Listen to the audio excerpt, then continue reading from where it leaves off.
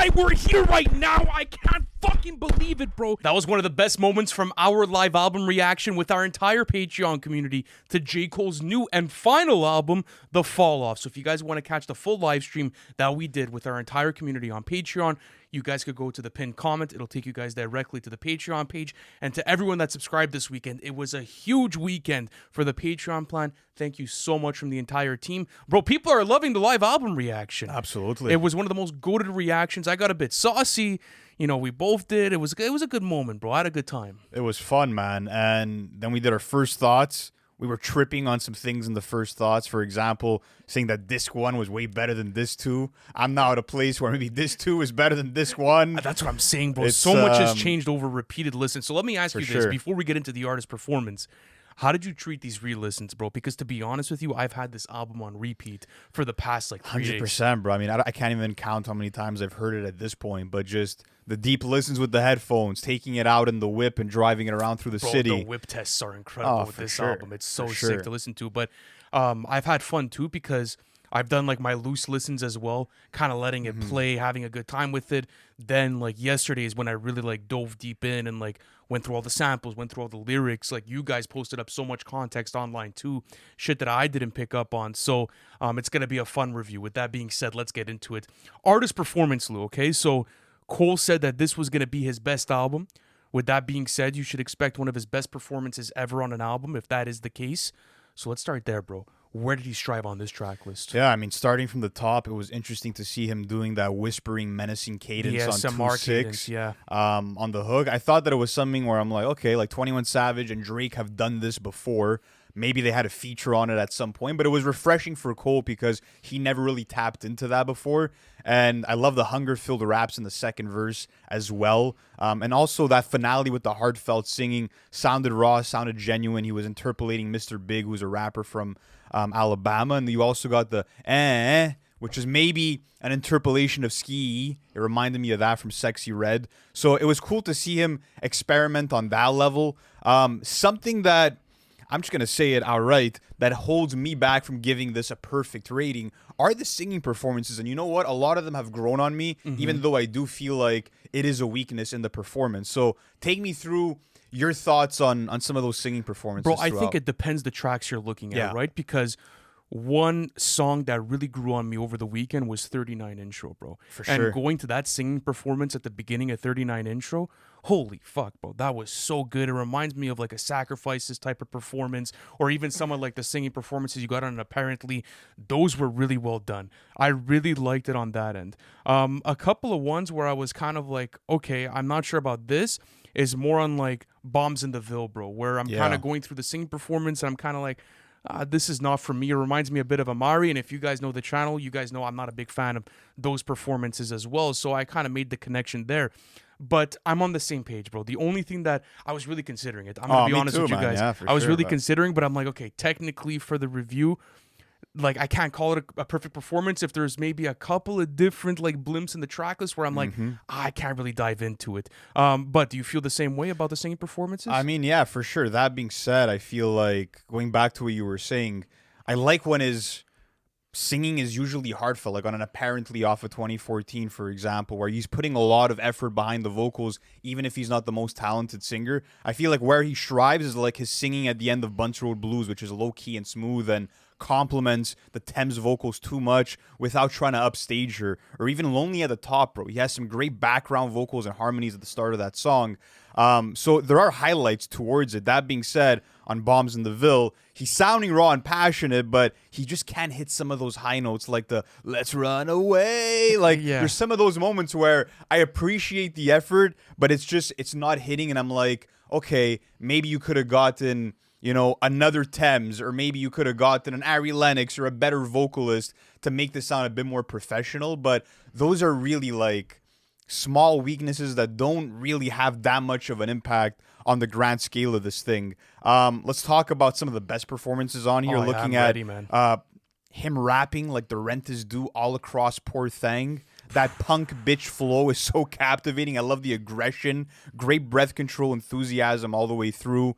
Something that we were speaking about. We didn't speak too much about the album over the weekend, but one point that we agreed on was how he fucking left Earth on 39 intro. So let's talk about that second half of that performance. I was texting you guys in the chat that I'm like, bro, this might be one of Cole's like greatest ever verses, and even like going back to it, I'm getting goosebumps kind of talking about it because, I was on my way out on Friday and I was re-listening to the album and I went straight back to 39 intro and I'm listening to that last portion. I'm like, bro, how do you even catch that type of flow, bro?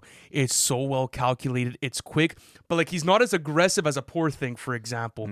It's more like he's subdued with it, but it's so quick. It's so nonchalant. It's like, I could just like rap like an alien whenever I want. Sleep, right? Yeah. And that's what I like about it. Another thing that I like about this album when it comes to the performances is all the types of interpolations that you're going to get on it. So, for example, Cole's interpolation of Just Trying to Live by Devin the Dude on Quick Stop, that was a highlight moment for me, bro, especially towards the end of the track. I love how he pays homage to these old hip-hop songs that he really likes. I like his interpolation of DMX's How It's Going Down on Life Sentence. I thought that was well calculated. I even like, I think arguably the best performance for me was even his rendition of The Light on I Love Her Again and the way that he attacked that hook. I thought that was fucking crazy. Yeah. And at first we thought it was Q-Tip, bro, because of the way that they played with the vocals. Yeah. But it's Cole himself, bro. So I really fuck with that. It's not Cole himself. That part's Common. That part's Common. Yeah. But he interpolates some of Common's lyrics throughout the record itself, which makes it super sick. I also love all of the flow, like all of the smooth flows throughout this album. So for example, the flow on the first verse of drum and bass, stupid, bro. That is a gross flow. He starts off like kind of choppy at first, and then he starts to catch this flow, and you're like, whoa, the way that this leads in is so sick. And then bro. What's amazing to me is verse 2 of Who the Fuck Is You, where he's rapping angry, bro. He's sounding mean, and he's flowing like Slim Shady on Murder, Murder, I'm Shady, where he extends the last syllable of each line. And I'm like, bro, this is great homage to be paying. And also something else I wanted to talk about for the artist performance was some of the technicalities from Cole, because I think that that's a major takeaway for me. This is the best rapping we've ever seen from Cole on any album. Like, grand big picture, Luca, it is. What are you talking about bro, here, bro? The technical rapping on the first verse is fucking immaculate, okay? The way that he's chaining different words that have the same phonetic landing for 8 lines straight. So Deuteronomy, honor me, economies, harmony, arteries.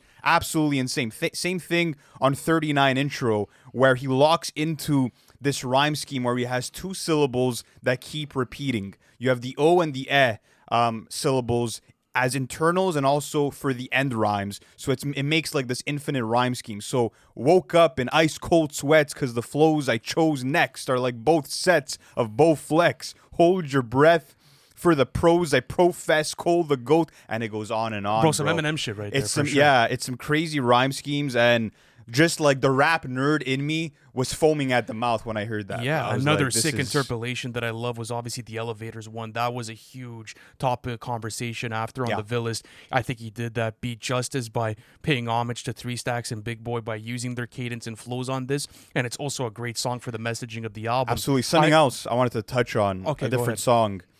Bro, Cole took on a real challenge on What If as a performer. Like, that challenge of trying to rap like Biggie and Tupac and really capturing their essence from the flows to the phrasing, all the vocal intricacies, he caught them all. I gotta jump in here, okay? Because someone actually ran those verses through AI and they asked, okay, put Biggie's vocals and Tupac's vocals behind them.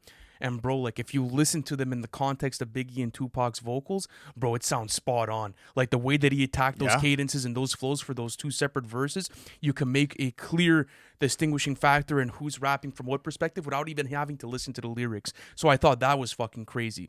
Another thing I like about this track list, example, Legacy, because Cole has always been good at being able to hop into different flows and pockets, but with this one, you know, you catch him harmonizing at certain points and then bang, bro, the way that he seamlessly switches on to his rapping performances, it was super smooth, bro, and it was super well calculated. Yeah, also, I wanted to touch on Quick Stop, like you mentioned, which to me is one of his most complete performances on the album just because of that gentle singing at the start, the cool reverb on his vocals. Then he goes into the rapping bag and descends into this deeper voice with this emotional delivery, almost like he's rapping like there's tears about to crawl down his face. And that took me back to the type of intensity I heard on Knock the Hustle remix. That's really something that bro. it made me think back to. How did you like the let out, bro? Because this was a conversation that you and I had after the album where you're like, man, I'm not sure if I fuck with it. Honestly, after more listens, that's a singing performance and like an emotional performance that I like even more now after repeated You know listens. what? It's not as bad as I originally thought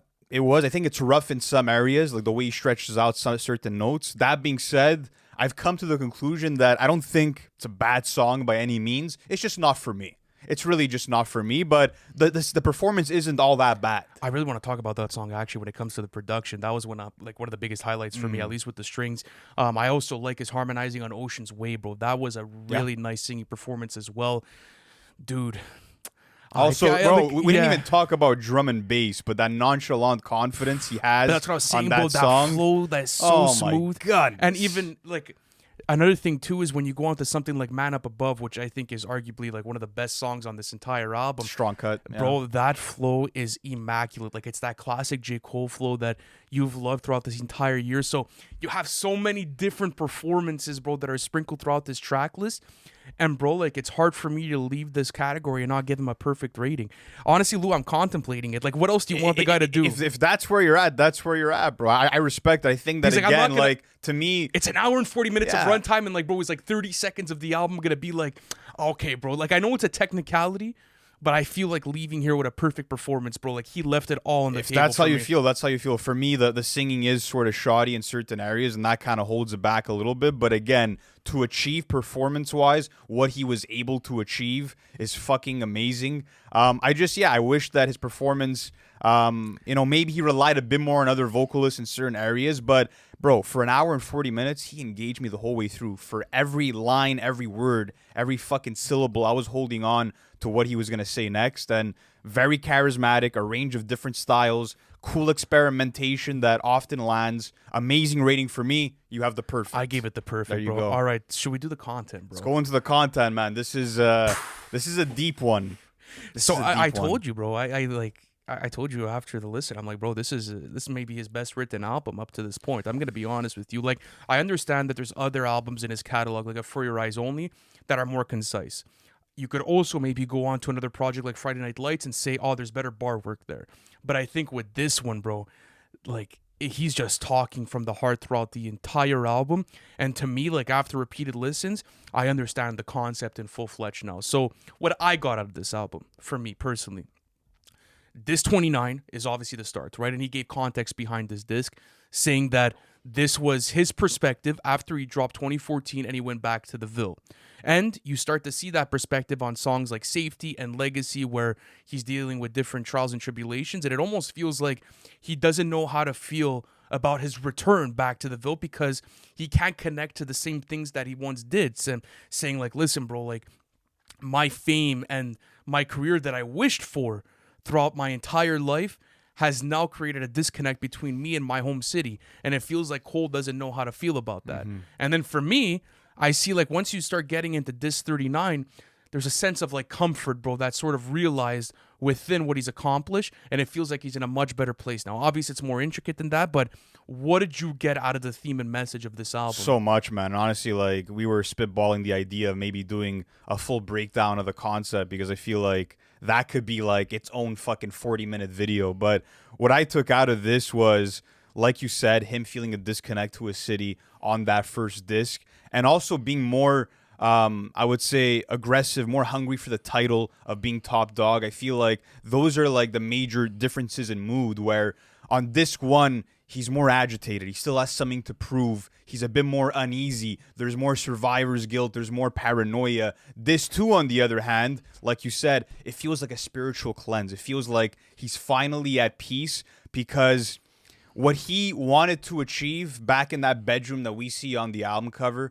which was blowing up and making it as an artist, he achieved that. But the second piece to that was him then wanting to create a classic debut album. Then it became, I want the title of being the greatest rapper of all time. And there were all these different achievements that he wanted to check off his list, but he wasn't realizing what truly matters until later on in life. And I feel like that's something that comes full circle on Quick Stop where he speaks about the difference that he made in that fan's life and how that's what he's really doing it for. Like, he was able to reframe what it means to fall off. And I feel like what he's saying here is that, yo, you can never fall off if you reframe it to like, yo, it's not about reaching the mountaintop and then declining. No, like, you can't fall off if you made timeless music, and if you made a real impact in people's lives, that shit will stay forever, bro. And I feel like that's how he's found peace. It's not with a title. It's not with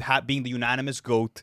It's with, again, the positive impact he's made on people's lives. And it goes back to even that story that we heard about how Love Yours saved the homeless man's life. Like, he was ready to take his own life, and he heard that song, and that made him think twice and not go through with it. That's the power of J. Cole's music, and I feel like that's what he's holding on to at this point. And I also think once you start to get into disc 2, he's allowed himself to be a kid again, bro, and be a fan of this art and this genre, right? And I'm looking at all the interpolations, whether it's Elevators or The Light or rapping from the perspectives of Biggie and Tupac, right, on What If, and I'm telling myself, hey, bro, like, this guy still has it in him to be a fan at the end of the day. And I think that's another message that he wanted to put in the album is, like, you're never above the genre, and you still have to respect where you come from and from the people that did this before you. And I feel like that was also clear in the messaging when you got the tracklist cover with all of the posters in back. So I think that was really heavy within it. Yeah. I also feel like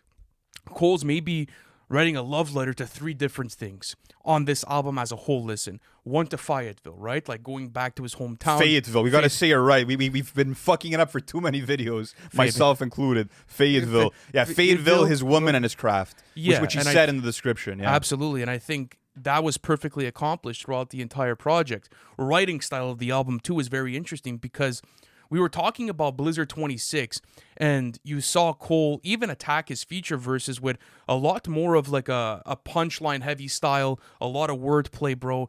Stuff where you're analyzing the triple entendres.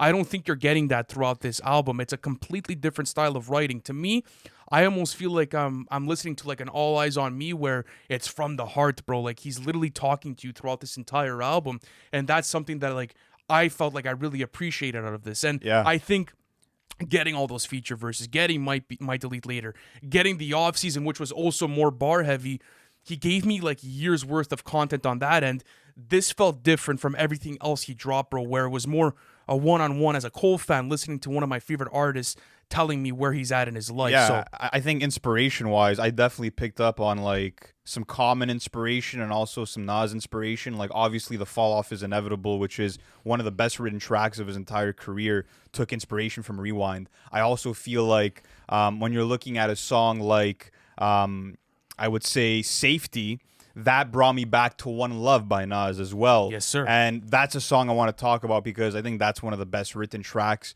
And you guys probably know the story of the song if you've heard the album by now. It's an old friend from Fayetteville who is sort of filling J. Cole in on everything that he's missed, the friends that have passed away, the people that maybe feel jealous and envious of what he's accomplished. But what left me in amazement with that song was like, yo, if you think about it, Cole isn't sharing his own perspective for that entire song, yet you're able to go into his shoes and feel exactly what it's like to be J. Cole in that moment. And that's powerful because when he's rapping about certain things like, for example, bro, like how awkward it must be for a celebrity to go to a wake and, you know, pull attention away from that event and draw it to themselves unintentionally. Like, that's something that you don't really think about. But again, even though it wasn't told through his own perspective, you felt exactly what it was like to be J. Cole in that moment, and it was masterful. But I think that's a thing with this entire album. It's a masterclass in storytelling, and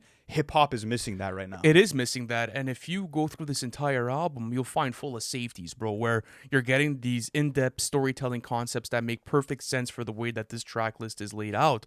Even going back to Safety, for example, and you go back to that refrain where he's repeating safety, it almost feels like he feels kind of safe away from the Ville, but he also wants to be in it. But there's things that are maybe blocking him from being directly invested into his hometown. And I felt like that was sort of like a conflicting issue for him throughout this entire album. Even if you go on the writing of Drum and Bass, for example, it tackles that exact same theme where there's this sort of like disconnect from his hometown, but he feels like he owes his people justice, and he needs to go back to his hometown to be able to not only help the community but help the kids that he was once in, right, and help that environment that Yeah, he was for once sure. trapped through. Even on something like the Let Out, right, which ends up becoming one of the most like dangerous quote unquote moments on the album, where it's after a night of partying and clubbing, and you find yourself in those types of dangerous moments. It just explains to you like the type of paranoia that J. Cole might have while being out as a public figure, and it plays into the theme of the story. So I thought that was absolutely ridiculous. Then once you get into like this too, bro, I think that's where you're getting these storytelling cuts, like one Oh, after one after absolutely. one after one, bro. So And let's get into yeah, it. let's get into it. I mean, obviously, phenomenal writing from Cole, and I Love Her Again, which is a spiritual successor and even sort of a modern rendition of Common's classic hip hop song, I Used to Love Her.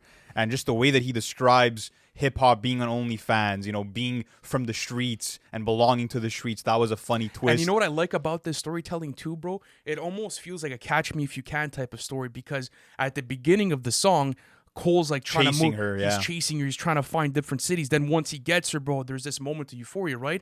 He almost talks about like having sex with the woman, which is hip hop, and like it keeps getting louder and louder and louder as like they continue to obviously grow their connection. But then once you get towards the third verse, you realize that Cole makes a click where it's like, bro, is she playing me? Like, what am I getting into with this? And then towards the end of the song, you realize he still loves this art form that may have deceived him at one point, and he's okay with that. So that's what I love about the concept. And I think this goes all the way back to 2018's KOD, where like Cole was clearly struggling with accepting the evolution of hip hop, where it was headed, the lack of substance, the mumble raps, right? Like the twerking, and how that became sort of a motif to get album sales up. And now it's sort of like I've come to accept that, the genre is always going to change and it's always going to evolve, and it's always sort of like chased commercial success, and that's how artists eat. And there's just a sort of sense of clarity. I just like the lineage of like, this is how I fell in love with hip hop, this is how I fell out of love with hip hop, and this is how I learned to love it again, which is a process that kind of represents a lot of what the fall off is all about. I want to take a break from this episode to speak about our sponsors at Square. Shout out to them for sponsoring this video.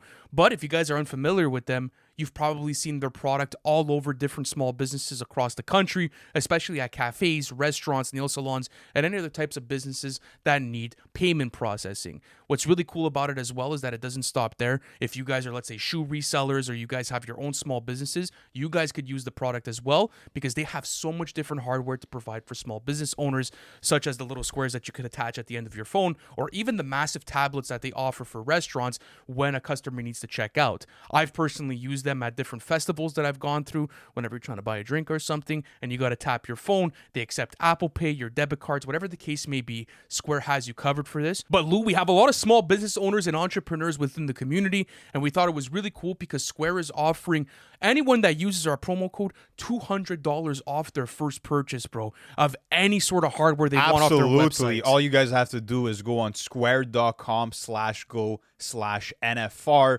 to get that $200 off on your piece of hardware. Link available in description. Much love to Square. Now let's get back on with the video.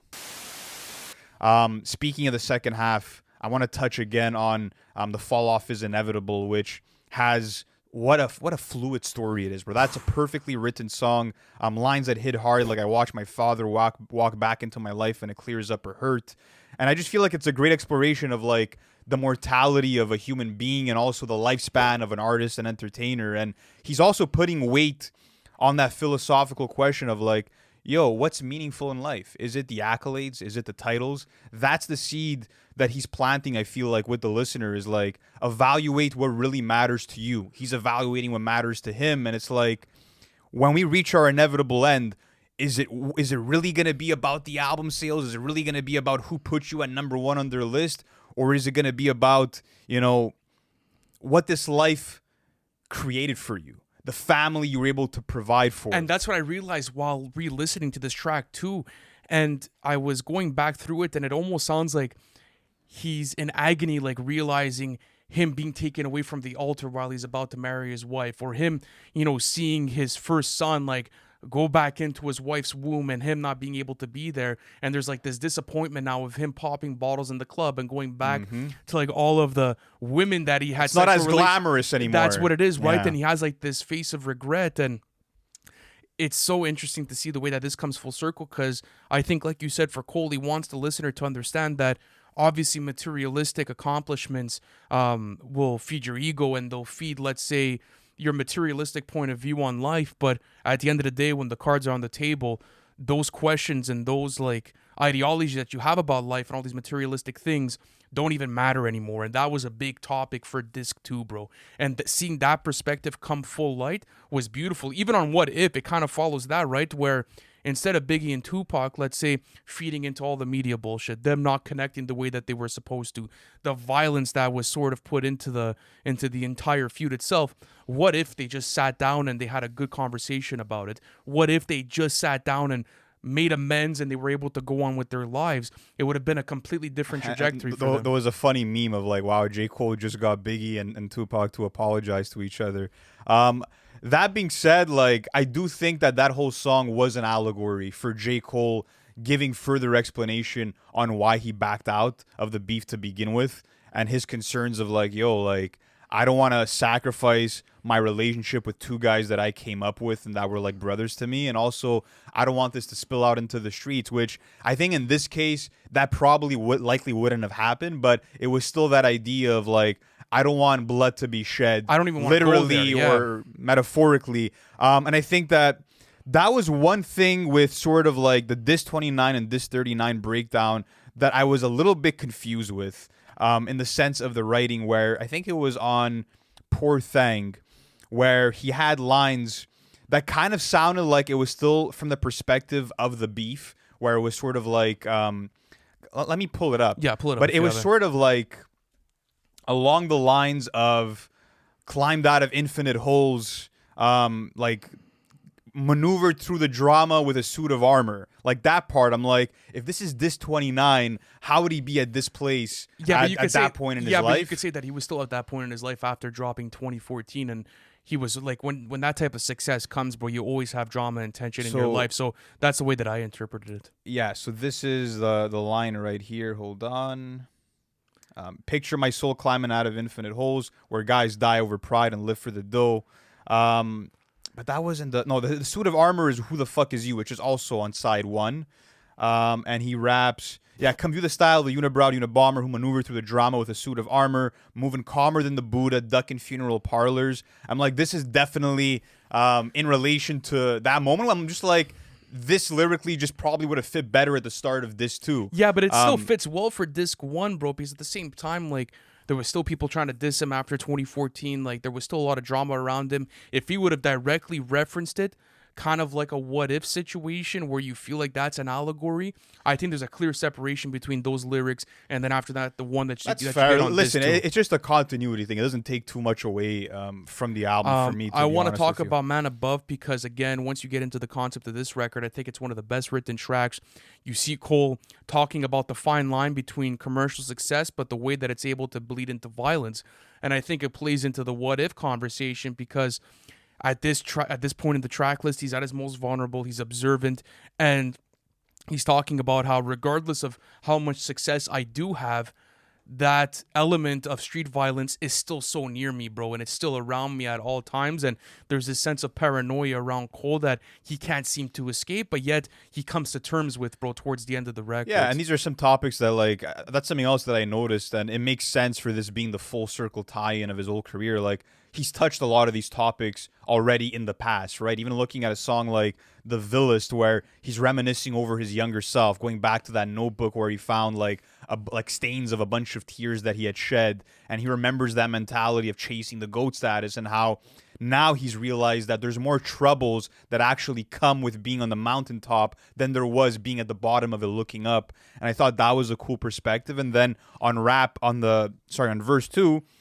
we get him thinking again about James, who was the central character on For Your Eyes Only. So that was a cool callback. And he gives us just perspective on still the grief that he encounters losing his friend, talking about how, like, in some ways he was a better man than I was.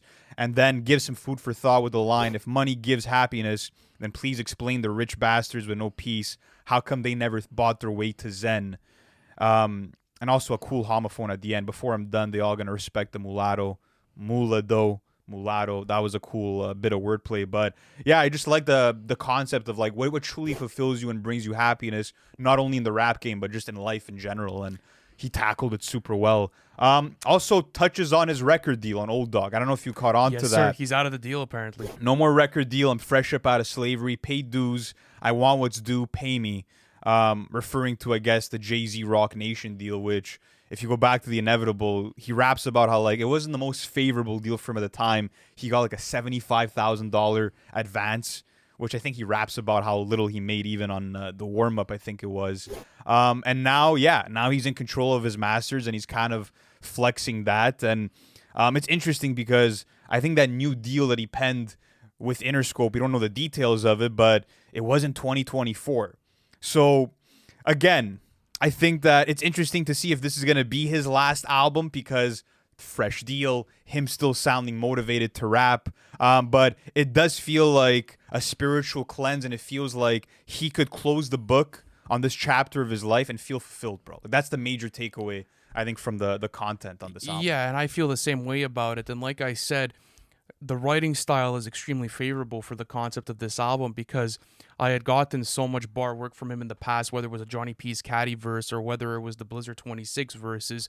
But there's a clear distinguishing factor in the quality of those verses versus this one, right? He gave you all the technical stuff. He proved that he could still be like... And he still has that in certain cases on the album. Yes, but it was like for you and I, did you feel like this where you were expecting more of that and maybe you were kind of like taken away, and then once you get back into the album, you realize how much quality there is within it? 1,000%. I think that like he had led us to believe that though, like with the Blizzard 26, freestyle pack, him rapping about like, yo, I'm gonna lead with the skill, him giving out verses like Johnny P's Caddy and The Secret Recipe, and even putting on a song like Clouds that was high energy but was still filled with rich messages and had incredible bar work. That's exactly what he had led us to expect for the fall off, and I was disappointed in that first listen only because my expectations weren't really met. And we could talk more about that in the overall thoughts, but yeah, no, definitely like sort of reconfiguring yourself to accept the album for what it is.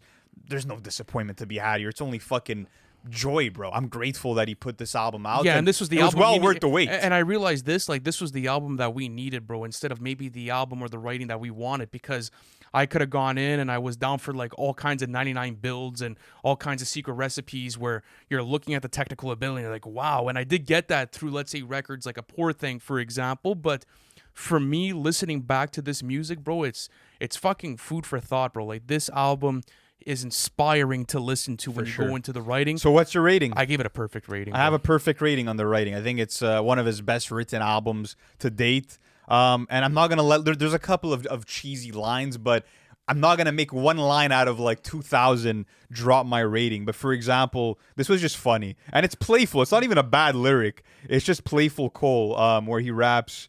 Give me a second here. What do you got? Who always pulls out the cheesy I have to. I treat every album the same on that front. I got to do it. No, I know, but like you always bring in the cheesy ones, bro. For sure, bro. So what do you got? Left my kids in her mouth like a daycare and calls himself Shakespeare right after that. I love it. It's so wild, the dichotomy of that. But speaking of that, he says, on the Carolina nominal Shakespeare, all that Capulet, which, going back to Romeo and Juliet, written by Shakespeare, main character Julia Capulet. Cool wordplay. So I have to forgive that. Perfect rating for the content. Let's go on to the features. Big topic of conversation. The feature list was hidden, which made for an exciting experience. We were figuring out, oh, fuck, is that Future on Run a Train when we first heard him? And we're like, yep, that's definitely him. So the feature list includes Future, Tems, Burna Boy, Erykah Badu, Petey Pablo, Moray, Westside Gun, and PJ. And I'll say this. The feature list, from a fan that was expecting, a blockbuster final magnum opus album, I was a bit disappointed. And I also felt like throughout this entire album, he was paying serious homage. Even with the tracklist picture, all the posters on his bedroom wall, he was paying serious homage to the rappers that he grew up idolizing and wanting to be like. And I'm like, yo, you love to rap with other rappers as an exercise. We couldn't get one lyricist. We couldn't get one guy that was on I that want to wall. see the Jid We feature, couldn't bro. get him going bar for bar with Jid. He's not on any J. Cole albums at this point. And same thing on the other front. Like, why not put Common on a record? Put Eminem on a record, and even would play into the fall off concept where it's like, yo, you thought so and so fell off? Listen to his verse on this fucking album. Yeah, I think like the hypotheticals definitely get you. They leave you maybe in a bit of a place of a disappointment. Excuse me, with this feature list, but nonetheless, though, They made sense for the they album. made sense for the album. And I want to start off with Future because he has two features on this. He has one on Run a Train, and then after that, he has one on Bunce Road Blues. When it comes down to the Run a Train feature, I found it played perfectly into the concept of the record where Cole's talking about how people don't know him and like there's a bit of a disconnect between him and his home city and people might perceive him a way. And then you listen to the Future performance and he's almost like shouting in pain, bro, about how people don't fucking know him and how, you know, he feels like people are misjudging him for who he really is. So I thought that was a very powerful feature for this track list. For sure, I really like Future, especially on Run a Train, just because he has these pain-filled vocals, a lot of aggression, kind of felt like an emotional gut punch. The whole "fuck do you know about Jermaine" just delivered with a lot of passion from Future, and it was a full circle moment too because Future was supposed to be featured on 2014 Forest Hills Drive on No Role Model, And he finally makes it to here. finally make a J. Cole album. That was cool. And then the other one you were speaking about, Bunce Road Blues, kind of sounds faded on there, rapping about puffing on Zooties, and that's an interpolation of Usher's "Nice and Slow." I like the way that he starts off with the interpolation. It's fire. Catches a really nice pop cool. on it, and I It's really cool. enjoyed it. Tems. Tems, yeah.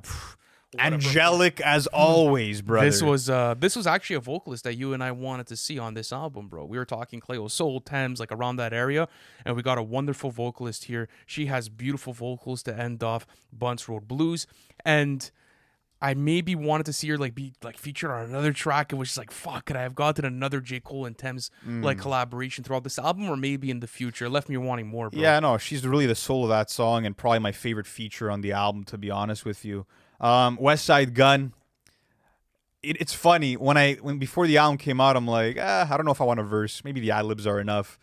Then when I got the album, I'm like, fuck, a verse would have been cool, but I don't want anything changed to Poor Thing. It worked out for the best worked because out great. Cole dominated. But you and don't find like he added a bit more of like an aggressive nature to that record. Like it was a well calculated feature, especially with the ad libs. Yeah, I mean, it's very minimal though. Like you It's could towards almost the end. miss it. It's towards the beginning. It's the Oh, boom, yeah, boom, it's boom, true. boom, boom, right at the Yeah. start.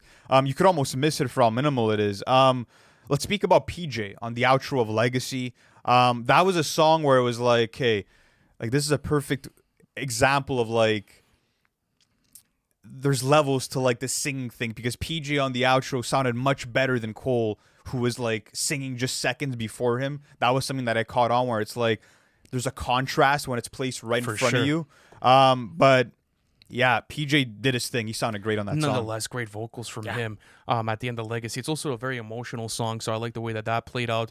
PD Pablo on I believe Old Dog. It was on Yeah, Old Dog, where he does, super, interpolates T.I.'s 24s, adds an explosive nature to the song as well. I like that verse, bro. Or should I say that hook? Excuse me. Anthemic hook worked well. Nothing too crazy. Erica Badu, we got to talk about her. She's featured on the Villas. Then Shares the hook with Cole. yeah, I just love again a full circle moment, right? She was sampled on Too Deep for the intro for Didn't You Know, and now you're getting an actual collaboration all these years And later. cool backstory too. At the last Dreamful Fest in 2025, she performed with Cole did. on stage. So I went back to that moment, and I'm like, "Fuck, that was some sick foreshadowing to what you would then see off of the fall And they off." sound amazing together doing that Great. interpolation of Elevators, Me and You by Outkast. Cole singing sounded fucking great. Again, when it's more minimal and he doesn't have to like take center stage as a vocalist, that's where he really shines to me. Burna Boy, let's talk about Burna Boy on Only You. This one actually like kind of grew on me. Grew on you? Not too much for me. He's interpolating Jah Cure's Longing For. It's an emotional performance, and I actually think he low-key has a better performance than Cole on this song, bro. Yeah, I wasn't blown away by any of the performances. The melodies weren't too catchy from Burna Boy. He had an emotional performance. I like this vocals on it. The pop and reggae vibes felt a bit out of place for me, and it was just unnecessary as a song, especially after getting Life Sentence. Like we already had that sort of like that ode to Cole's wife and how he respects what she's done for him as a partner, as a mother. Only You felt unnecessary as a song as a whole to me. Moray featured on What If. I Great feel like we vocals. hadn't heard much of Moray since the offseason, Yeah. but he brought in some more North Carolina love here. Wasn't as powerful as his breakthrough on My Life. Definitely not. But yeah, it's great vocals He on- sounds great. It's subdued. It's a simple, good feature. And doesn't he also like? I feel like their vocals are layered, bro. Also for the chorus, right? That was something else that I pick up on. That I I picked have up to on. go back to hear that. I'm not Yeah, sure. that was something that I picked up on when it came to it. Ultimately, What did you give it? man, I wish we got the fucking JIT feature, but that's not gonna hold back the features that we did get. I gave it a great rating. I for gave the it a great features. rating as well. I thought that they were well selected. And to be honest with you, like besides maybe like the Burna Boy feature that was a bit out of place, even he had a good performance to me. So For sure. I felt like it was a good feature list. Great feature list. Yeah, excuse let's me. talk about the production handled by J. Cole himself, the likes of T Minus, who's credited on almost every beat here. You have Diesel, who did a lot of work here. You had Vinyls on 2 beats. You had The Alchemist on Bunce Road Blues. You had Coleman on 39 Intro. You had Jake One and many others. I feel like the soundscape to me was pretty unpredictable, I would say, especially in the first half. The second half, you get more of like the old school, vintage, boom bap style of production with drum patterns that are sampled from old Ludacris songs. So you're getting like Southern stylistic influences, but also old New York stylistic influences with like the Mobb Deep samples that bleed in. Yeah, and I also noticed this too. The production actually kind of plays into like Cole's want and need to like still pay respect back to legends that he respects, right? So, example, sampling The Light on I Still Love Her, sampling Drop a Gem on him on Who the Fuck Is You, sampling The Realist on The Villist, sampling Love Put Me on the Corner on the Whole World is the Ville. Like, I thought that he was going back to artists that he's spoken about in the past and that he paid homage to, and he brought those samples into indirectly play into the narrative of the album, and I thought it was genius overall. But bro, I want to talk about this Coleman and Vinyls beat, bro, on the end of 39. Coleman Vinyls. You also had Billa, I think. Hold on, give me a sec. Yeah, so on that track, you had Billa joints for the acoustic guitar strings. He killed it. Like both halves are insane, right? Like the chill atmosphere, the start of 39 Intro, and then obviously you get some spacey synths that come into the mix, and then we move into like this sort of You hear the electric bass guitar solo, then the gunshot signal, the crazy beat switch. Bro, that beat is so nasty, bro. What a gross beat, bro. You hear this triumphant strings all throughout the second half of it, and bro, the bass is knocking. It's just like, you know, it's a Coleman and Vinyls beat, bro. Yeah, like you man. automatically know when listening to it. Like the bounce that's on those that's drums. a fucking victory lap like moment on the album for me. The triumphant feeling you get from Cole, it almost gives him life, bro, when you hear those intense strings that come in at the end. And I will say this, I get it. He wanted more like subdued, laid back production, especially in the second half, for the types of tracks he was writing and performing. But I would have loved a few more beats like this, where Cole Oh is just my God. spazzing the He's fuck going out. absolutely I gross. like that second half is one of my favorite elements of the production on the And whole you hear album. that on something like Poor Thing, for example, where it almost sounds like a vintage, like explosive Just Blaze beat, bro, where it's coming Yeah. out of your speakers and you don't even know what to make out of it. Even something like Old Dog, bro, the way that the keys and the bass hit you, bro, it's just, it feels like an old Southern hip hop beat that would fucking rattle your trunk, right? But speaking about those types of like subdued boom bap beats, you hear that on What If, and to play into your point, if you were to have, let's say, an explosive production on there, I'm not sure that it would work as well rather than having like that classic For boom sure. bap feel to that. That's type why of it record. always suited the type of song that he was making, like the production style. Also, I want to talk about one of my favorite beats from Cole that I've heard in years, bro, and that was Safety, bro. Just that warm and fuzzy boom bap instrumental. It took me right back to the 90s. Nice pitched up vocal sample as well. Very jazzy. Perfect backdrop again for that type of track. And then I love the sax that comes in at the end, which is a sample from Queen Latifah's Unity. Fucking brilliant. Incredible Brilliantly stuff there. produced. Even Uncle Al, bro, on Bunce Broad Blues, like Yeah. the way that there's like this ominous and like nocturnal feeling, bro, to the song itself. It feels like you're listening to it at nighttime.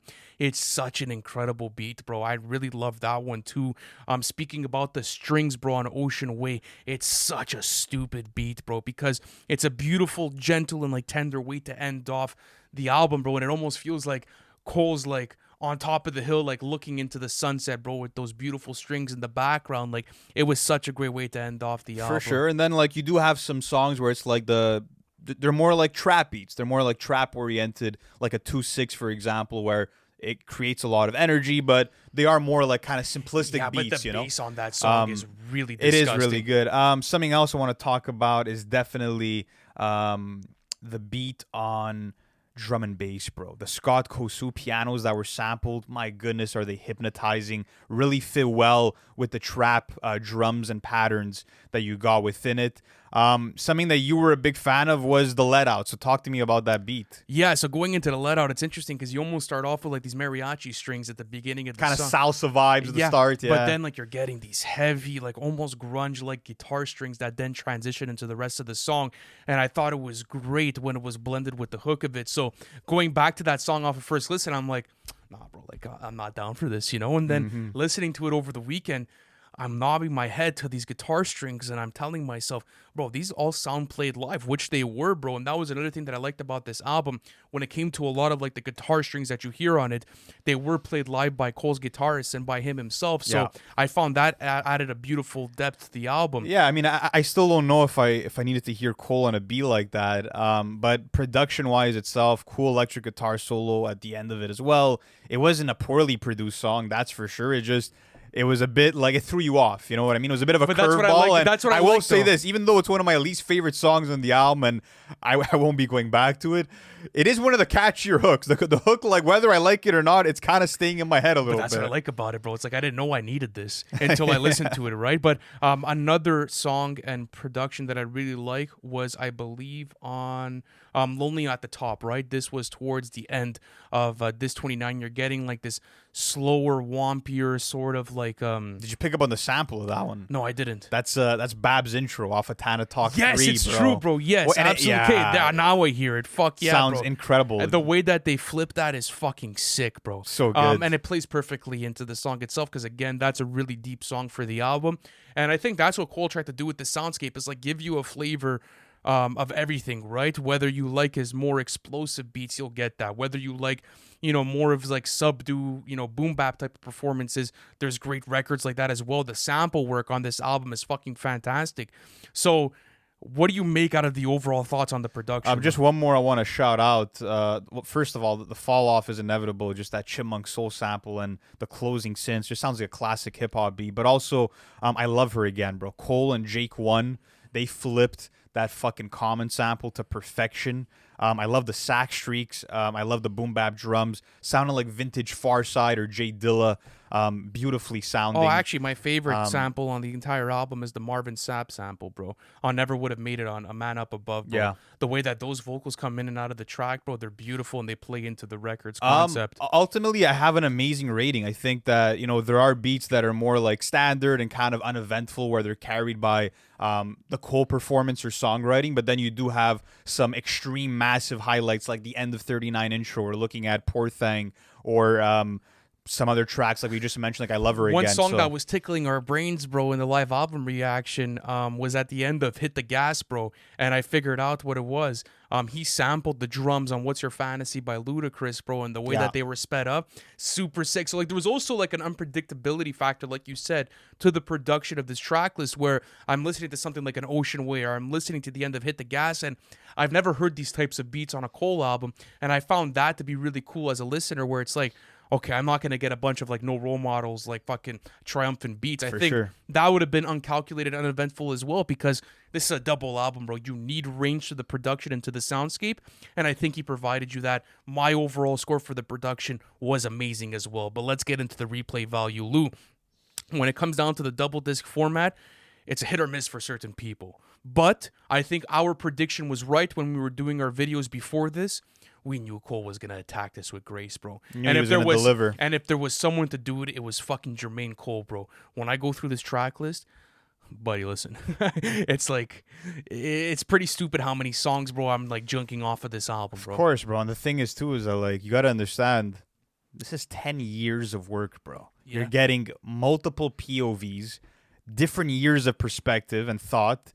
This is gonna take so much time to fully digest and to continue to unpeel the layers of it because there's so much to these songs. Not only boost the replay value for me is like really wanting to continue to fully understand the album. And like you said, bro, like that double album concept is so hard to nail down, But to keep someone engaged for an hour and 40 minutes, and I feel like most of us as Cole fans were, what a fucking feat that is to accomplish. That being said, are there songs that I'm not revisiting or songs that I think are on the weaker end of Cole's run in the recent years? Absolutely.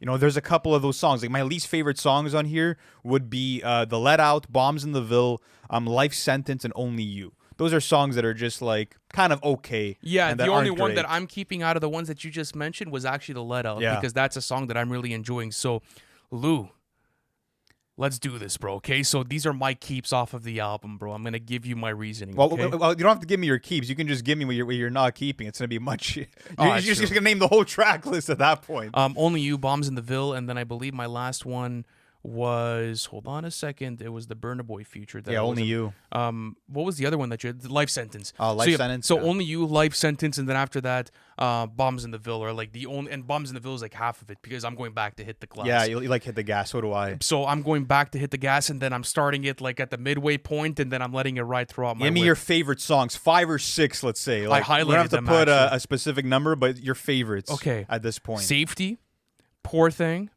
Bunce Road Blues, Who the Fuck Is You, Drum and Bass, 39 Intro, The Fall Off Is Inevitable, The Villist, Man Up Above, I Love Her Again, What If, Okay, so the whole Quick track Stop, list. The whole and track World list.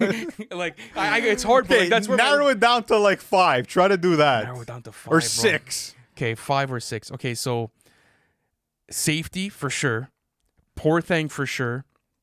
I'm gonna say Who the Fuck Is You for sure. 39 Intro, Yeah. The Fall Off Is Inevitable, and Man Up Above and I Love Her Again. I'm giving you 7. All right. Those are where I'm I'll at. give you 7. Okay, 7 of these. Poor Thing, Who the Fuck Is You, Safety, The Fall Off Is Inevitable, Quick Stop, 39 Intro, and The Villist. Those Okay. would probably be mine. Bro, pretty honestly, similar to yeah, but yours. honestly, like I love all of this. Bro, the album. highs on this album are out of this world. I'm so happy as a Cole fan. Yeah, bro. yeah. Replay He value really showed amazing. out. Amazing replay Amazing value. Close replay. to perfect. Close. I could honestly like I'm gonna say amazing, but I could see this like going to perfect low key because like it's the only thing in my rotation right now. Like I'm junking this album. Absolutely. Besides like maybe 1 or 2 skips that I personally have, I'm going back and I'm fucking junking this. But overall thoughts, bro.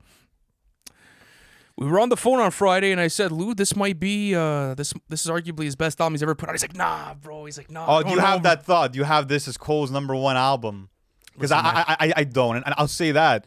I was expecting his magnum opus. He told us, I'm putting out my best album. I expected this to be like 2014 Forest Hills Drive on crack, getting anthems, getting, cinematic production. You get a lot of those things. That being said, I will say this. I think that when you look at everything that he does, he attacked a concept with grace and he stuck through it. Some of the best rapping of his entire career, some of his best storytelling of his entire career.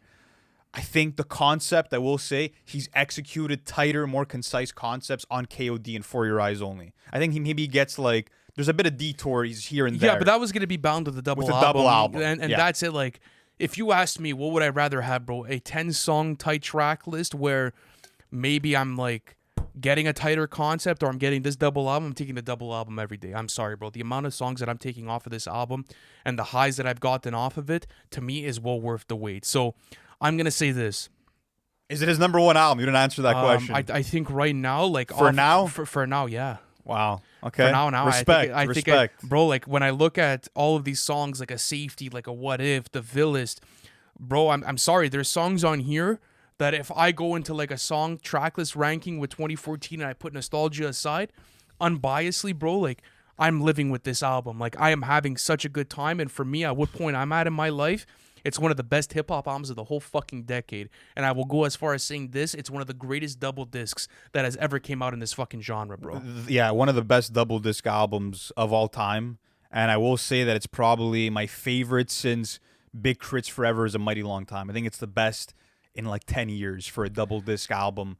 So really, that's it. Like I, really we were special saying work. that, like, bro, like maybe I'm a bit let down. Maybe this track list is bloated. I take back all of that, bro. I'm gonna be honest with you.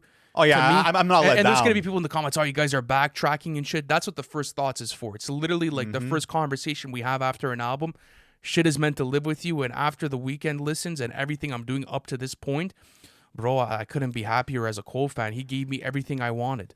Really, like it knocks off every it checks off every fucking box, bro. Like amazing production, one of his most passionate performances, the best written album I think undeniably in his entire fucking career, bro. Like to be able next to like a For Your Eyes Only. Because that's tighter in concept. For Your Eyes Only, like looking at songs like Change and the title track, those are just... Yes, but songs like What If, or songs like, for example, Safety, like I'm out of here, bro. No, like for I'm sure. Like I'm For getting sure. those types of caliber tracks, but on a whole double disc, the amount of value I've gotten out of this album. And listen, right now I don't have it as his number one, but maybe it'll climb to that. It's still early. Like I've had, okay, so what could you say, I've had a decade to live with 2014 Forest Hills Drive. I had a decade with For Your Eyes Only, but I do want to say this for anyone that maybe felt disappointed or is like, yo, this is not what I wanted. Once you realize that Cole made this album for him and for the Ville, you're going to take on a whole new appreciation for it. And I will say this, I think this is important for hip-hop. I think that he kind of created a modern blueprint for hip-hop of how to make a classic rap album, what it requires, the substance, the lyricism, the mic presence, the production, the cohesiveness, the personal vignettes. This is hip-hop in its purest form, bro, and it brings us what we've been missing from mainstream rap albums, which is like masterful storytelling, the lost art of the concept album. This is truly an important album, and I want to say this too.